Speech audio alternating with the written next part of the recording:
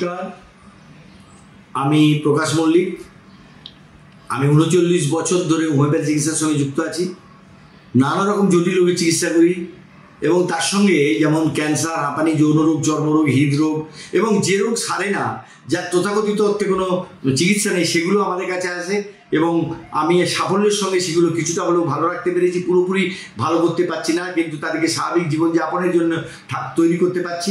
নেশা, মদ্যপান, কিন্তু এক্ষেত্রে আমাদের কিছু ওষুধ আছে, সেটা আমরা দিয়ে থাকি। কিন্তু অনেক সময় অনেক পেশেন্ট এসে বলে যে ও মদ ছাড়বে না গোপনভাবে, কিন্তু সেক্ষেত্রে আমাদের সফলতাটা কম। যদি পেশেন্ট মানসিকভাবে চায় তাহলে কিন্তু আমরা তাকে মদ ছাড়াতে পারবো।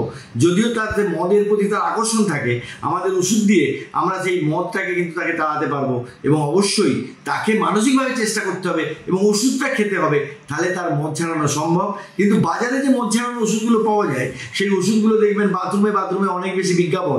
সেগুলো খেলে তার কিন্তু শুধু মদ খাওয়া নয়, তার খাওয়ার প্রতি অনুভূতি চলে যেতে পারে এবং পরবর্তীকালে সে কিন্তু মারা যেতে পারে। এবং গাঁজার ক্ষেত্রে আমাদের ওষুধ আছে এবং সেক্ষেত্রেও আমরা ওই বিশেষ কিছু ওষুধ ব্যবহার করে থাকি।